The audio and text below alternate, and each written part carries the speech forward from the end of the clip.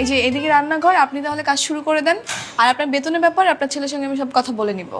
আচ্ছা ঠিক আছে, আমি তাহলে যাই। কিন্তু আম্মা, আমার একটু ওয়াইফাই পাসওয়ার্ডটা দেওয়া যায়? আমি আবার ইউটিউব দেখে রান্ধি তো। খালা, আপনি বুয়া হয়ে আপনার হাতে আইফোন। কি করছো? তোমার আইফোন আনতে মানা করছিলাম। আসলে হয়েছে কি, আমার মা আগে যে বাসায় কাজ করতো ওনারা ছিল ফরেনার। ওনারা খুশি হয়ে আমার মাকে এই ফোনটা গিফট করেছিল। না সেটা ঠিক আছে, হ্যাঁ। আপনি কি ঘরের কাজ সব পারবেন? জি পারবো। হ্যাঁ পারবো তো, আমার মা সব কাজ করতে পারবে। পারলে তো ভালো। আচ্ছা তুই একটা কাজ কর, আমার শরীরটা তো ভালো লাগছে না মা, তো তুই রান্নাঘরে গিয়ে একটু সব কাজগুলো বুঝাই দে। আচ্ছা মা, তাহলে তুমি ঠিকঠাক মতো কাজ করো, আমি তাহলে যাই। আচ্ছা, দেখা হবে পরে।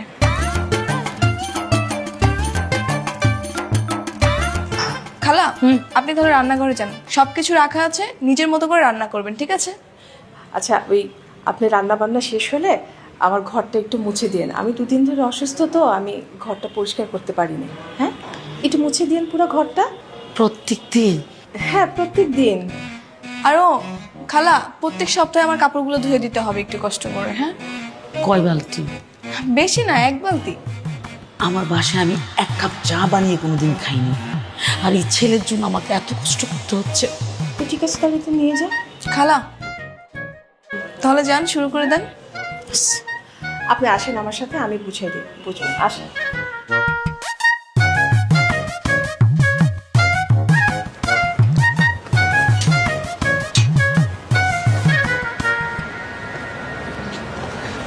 কি স্যার, কাজ হয়ে গেছে? হয়ে গেছে, তবে এবার অন্যভাবে ইমপ্রেস করতে হবে। কিভাবে? কি ইমপ্রেস? এইটা আমি প্রমাণ করতে পেরেছি আমি একজন ভালো মানুষ ও গরিব। এইবার প্রমাণ করতে হবে আমি একজন মেধাবী। স্যার কি করতে হবে আপনি শুধু বলেন। শোনেন, আপনি একটা কাজ করেন, বাস স্ট্যান্ডে বা স্টেশনে গিয়ে দরিদ্র মানুষ ধরে নিয়ে আসেন, আমি তাদেরকে পড়াশোনা করাবো। হাসতেছেন কেন? স্যার, পোলাপাইন যদি শুধু পড়াশোনার কথা বলেন, পোলাপাইন সব পলাইবে। এমন বউ দর দিব ওকে অস্তিত্ব পর্যন্ত খুঁজে পাবেন না, মনে করে যে হাওয়াই মিশে যায়।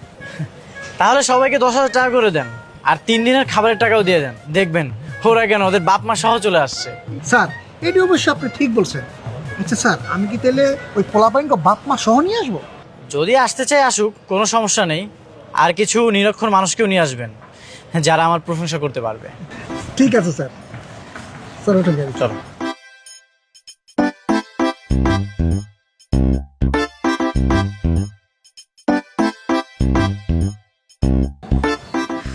কি ব্যাপার, এত দেরি হচ্ছে কেন? কখন থেকে বসে আছি। এই যে ম্যাডাম, গরম গরম রুটি চলে আসছে। হ্যাঁ,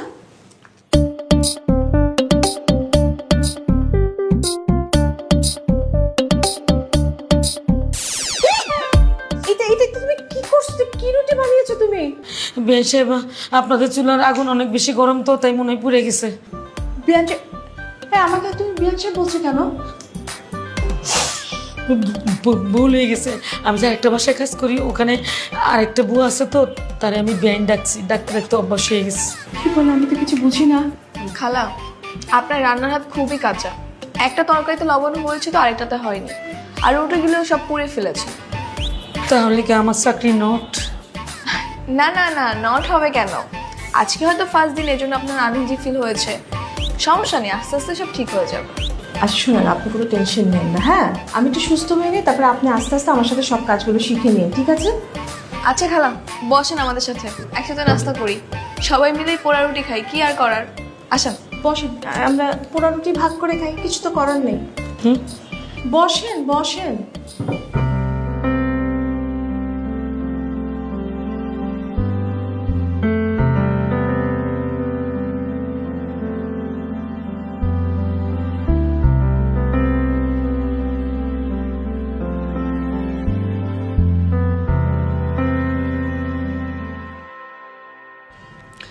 বলো তো এটা কি? এক জিনিস আর কতবার কমু sir? A B C D E F G সব পারি। আরে তোমাকে এতগুলো বলতে বলেছি? আমি যেটা বলতেছি সেটাই বলো। এরপরে কি হয়? আপনি কোন কি হয়? সামনে শিখে দিচ্ছি আমরা। এরপরে হয় বি, কিন্তু তোমরা বলবা এরপরে হয় সি। ঠিক আছে? তোমরা ভুল করবা আর আমি তোমাদেরকে শিখিয়ে দিব, কারণ আমি তোমাদের টিচার। বলো এরপরে কি হয়? সি। গুড। স্যার আপনি যে পরিমাণ টাকার উপর দিছেন, আমার তো মন চাইতেছে আরো বেশি বেশি করে কই। কবির সাহেব যা যা বলতে বলেছে সেগুলোই বলো, এক্সট্রা কিছু বলতে হবে না।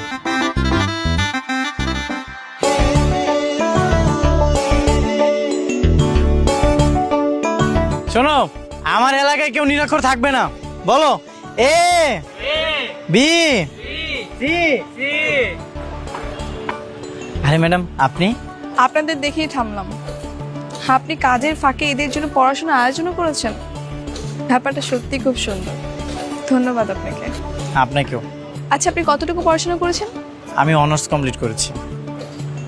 কি বলেন, সত্যি? হ্যাঁ। ছি ছি, এটা আগে আপনি আমাকে বলবেন না? আমি আপনাকে একটা হোটেলে চাকরি দিয়েছি। না না, কি যে বলেন ম্যাডাম, আসলে কোনো কাজই ছোট না। আর তাছাড়া গরিবদের সাথে আমি চলতে স্বাচ্ছন্দ্য বোধ করি। বড় লোকরা তো আমার চোখের বিষ। এসব বড় বড় জব করে ধনী হতে চাই না। বাহ, আপনার সঙ্গে আমার অনেক মিল। তাই নাকি? স্যার আপনি অনেক ভালো মানুষ। আপনার এই ঋণ আমরা কোনোদিনও শোধ করতে পারবো না। আপনি যেরকম গরিবের বন্ধু, বড় লোকের শত্রু, আমাকে রবিনহুড ভাই। এই স্যারের জন্য একটা স্লোগান হবে, আমার স্যার গরিবের স্যার, কবির স্যার, কবির স্যার, আমার স্যার গরিবের স্যার, কবির স্যার। থামো থামো। শুনুন, আপনি কিন্তু একদমই টেনশন করবেন না। আপনার জন্য অবশ্যই আমি একটা ভালো চাকরি খুঁজে দিব, এটা আমার ওয়াদা। আচ্ছা, তোমরা এটা কমপ্লিট করো, আমি ম্যাডামকে একটু আগিয়ে দিয়ে আসি।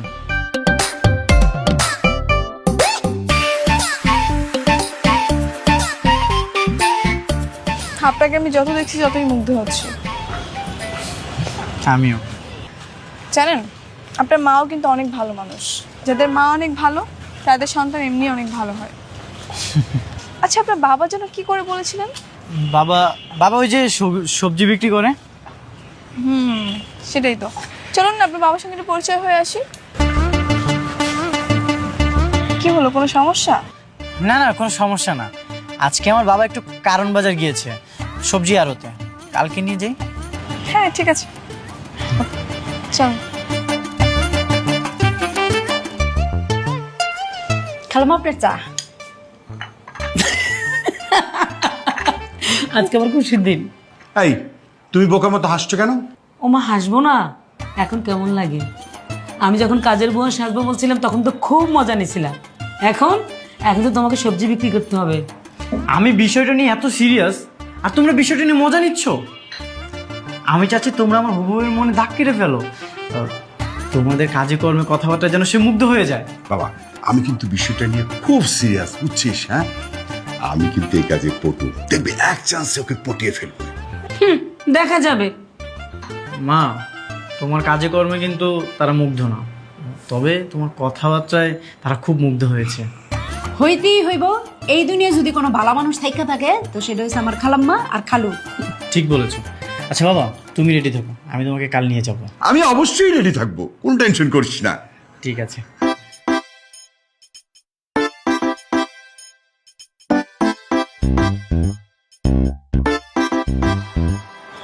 এই যে স্যার চলে আসছে সবজি বিক্রি করতে।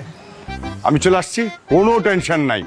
তুমি খালি আমাকে বলবা কোন সবজি কত টাকা দামে বিক্রি করব। তার আগে তুমি আমাকে বলো, এইসব ড্রেস পরে আসছো কেন? তাহলে কোন ড্রেস পরে আসবো? আমি জানতাম তুমি যে একটা ঝামেলা পাকাবে, এই জন্যই তোমার জন্য আমি ড্রেস নিয়ে আসছি। নাও, এগুলো পরে নাও। এটা পড়তে হবে?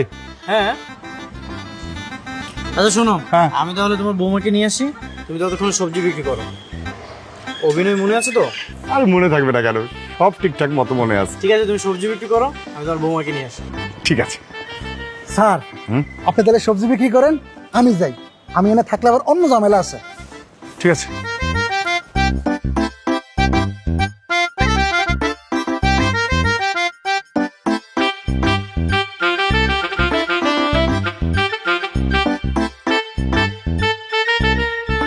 হায় হায় হায় হায়, এ তো দেখি আমার অফিসের কর্মচারী। মান সম্মান সব গেল রে। কি করি এই গামছাটা দিয়ে মুখটা ঢেকে ফেলি। চাচা, এই লাউ কত? লাউ হইতেছে গিয়া 10 টাকা। 100 টাকা লাউ 10 টাকা? কি কোন চাচা? পাগল টাগল হয়ে গেলেন নাকি কিছু খায়াটাই আইছেন? কি উল্টা পাল্টা কথাবার্তা কইতেছেন? বেয়াদবের মতো কথাবার্তা কইেন না তো। সবজি হতে দিয়ে সব পচা আপনার। ঘটনাটা কি চাচা? পচাইছে তো কি হইছে? বাইচালন চাচা, এই সমস্ত 2 নাম্বারি ব্যবসা বাদ দেন। বয়স হইছে, মুরব্বী হইছেন, এক পা কবরে গেছে, এখনো ভালো হয়ে যান, সময় আছে। আচ্ছা ঠিক আছে, আমি বাইচা দিতাছি, লন বাইচা দিতাছি। ঠিক আছে, সবজি লাগবে না, আপনার সবজি আপনিই খান। কাল তুই অফিসে আই, তোরে সাইজ করতেছি। ম্যাডাম, এই যে আমার আব্বাজান। আসসালামু আলাইকুম চাচা। ওয়ালাইকুম আসসালাম। কেমন আছো মা? ভালো আছি চাচা। আপনি কি আমাকে আগে থেকে চেনেন নাকি? চিনুন না কেন? তুমি আমার বউরে তুমি বাড়িতে কাম দিছো, আমার এই পোলাটার একটা চাকরি দিছো, তোমার না চিনা কি উপায় আছে? তাই তো। চাচা, আমার মা অসুস্থ, আমার কিছু সবজি দিবেন? আমার কাছে টাকা নাই। তোমার মা অসুস্থ? আহারে, আচ্ছা নাও নাও নাও, যেটা তোমার পছন্দ এই সবজি নিয়ে যাও, তোমার টাকা পয়সা দিতে হবে না, যাও।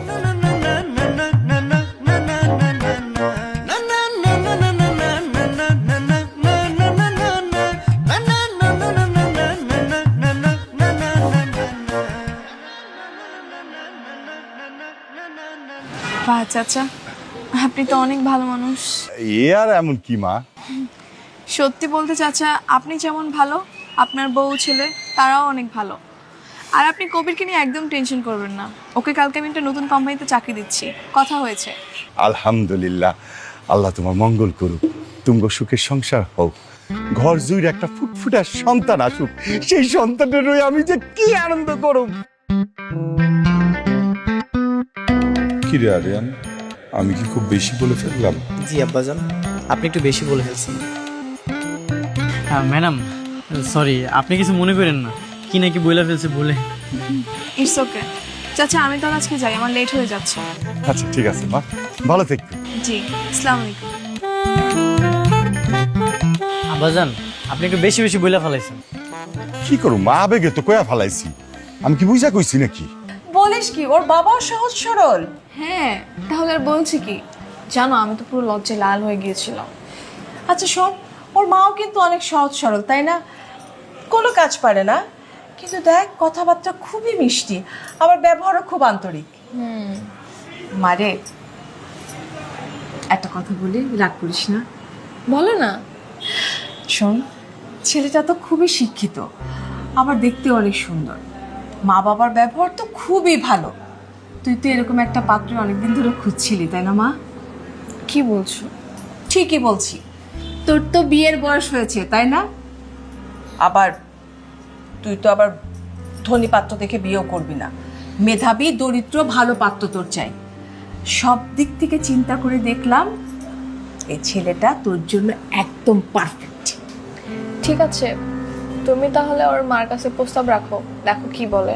লক্ষ্মী মেয়ে আমার, তাহলে কালকে ওর মার সাথে আমি কথা বলবো, ঠিক আছে?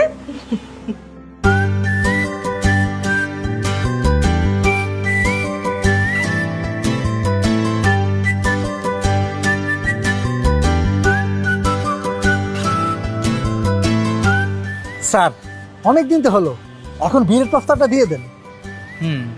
আমিও সেটাই ভাবছি।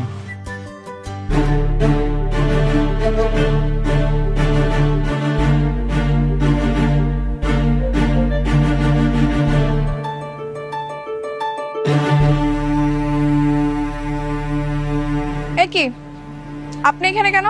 ওর সঙ্গে কি করেন? ম্যাডাম, উনি ওনার ভুলটা বুঝতে পারছে, আমাকে আবার কাজে নিতে চায়। আই না, তুমি ওর সঙ্গে কোনো কাজে যাবে না। শোনেন, ও একজন অনার্স কমপ্লিট করা ছেলে, ও আর আপনার এসব ধোয়া মোছার কাজ করতে পারবে না। আই, তুমি না করে দাও।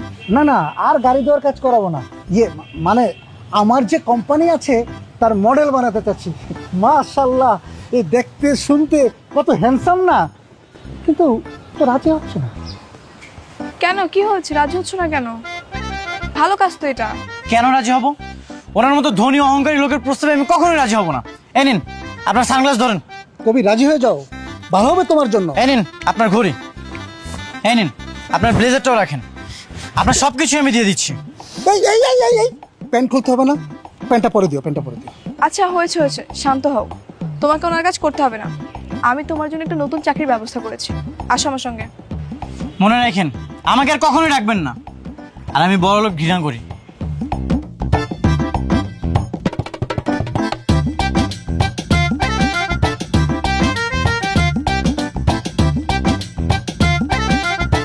সত্যি কি আপনি আমার জন্য চাকরির ব্যবস্থা করেছেন?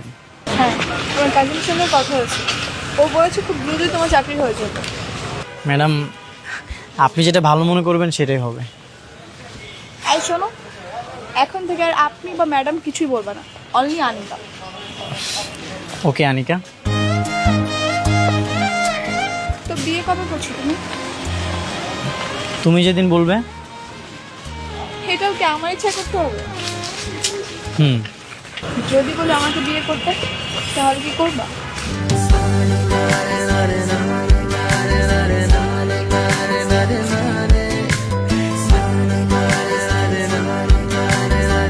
কি করবে না? কেন করবো না? আর এমনিতেও তো আমি তোমাকে অনেক পছন্দ করি।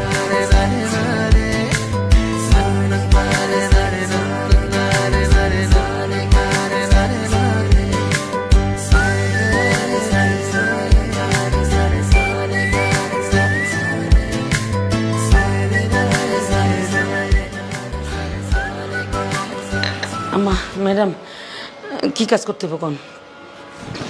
বসেন বসেন। জি ম্যাডাম, বলেন কি কাজ করতে হবে? আজকের জন্য না, আমি আপনাকে পুরো আগামী 1 মাসের কাজ দিয়ে দিচ্ছি। আচ্ছা ঠিক আছে, বলেন। আপনার যেটা কাজ করতে হবে সেটা হচ্ছে আপনার ছেলের সাথে আমার মেয়ের বিয়ের দিন ঠিক করতে হবে। আমার মেয়ে আপনার ছেলেকে পছন্দ করেছে। এখন যদি আপনি সম্মতি দেন তাহলে আমরা ঘরোয়াভাবে ছোট্ট করে অনুষ্ঠানটা করতে পারি। ম্যাডাম, হ্যাঁ, একটা সিমটা দেন তো। হ্যাঁ, চিমটি দিতে হবে না, সত্যি বলছি। আরে কি কপাল, আমার পোলা তো রাজ কপাল, আপনার মাইয়া আমার ঘরের বউ হইব। আমি রাজি, কালকে বিয়ে পড়াই দেই। না না না না না, কালকে না, আমরা দুজন বসে কথা ঠিক করে আগামী শুক্রবার আমরা বিয়ের দিনটা ঠিক করে ফেলি। আচ্ছা ঠিক আছে, তাহলে আজকে কাজ করবো না, আজকে আপনার ছুটি, আপনি বাড়িতে যান, আপনার ছেলের সাথে কথা বলেন, ঠিক আছে?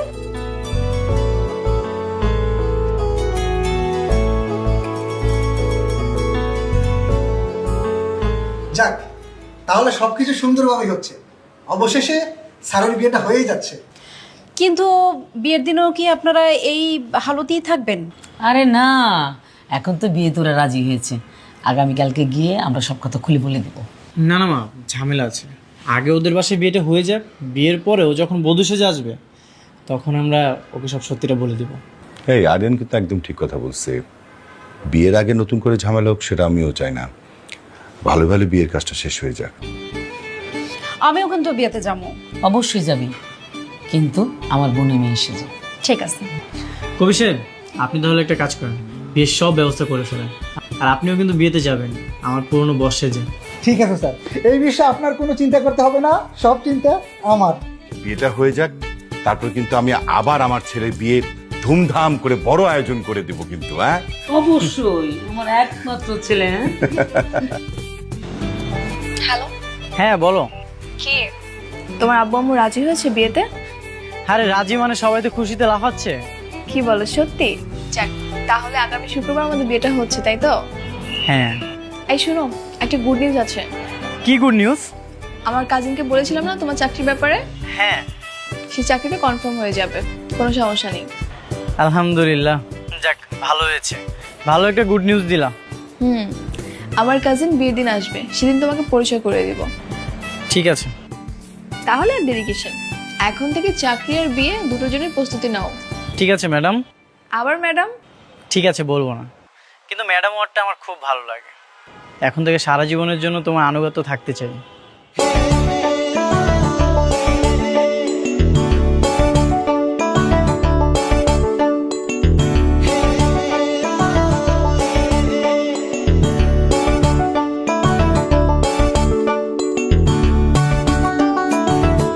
আনিকা, সারপ্রাইজ দেখ, আমি চলে এসেছি। কনগ্রাচুলেশন। থ্যাংক ইউ ভাইয়া। তোর বর কোথায়? আমার সাথে একটু পরিচয় করিয়ে দে। কেন, দেখো না সবাই তো ড্রয়িং রুমে আছে। আর বলিস না, তাড়াহুড়ো করে এসেছি তো, ঠিকমতো খেয়াল করা হয়নি। তোর সাথে গিয়ে পরিচিত হব। আচ্ছা যাচ্ছি। ভাইয়া, কবিরের চাকরিটা কি কনফার্ম হয়েছে?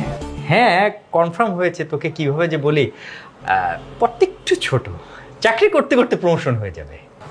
আচ্ছা সমস্যা নেই, ওটা হলেও হবে। তাহলে একটু স্মাইল আয়।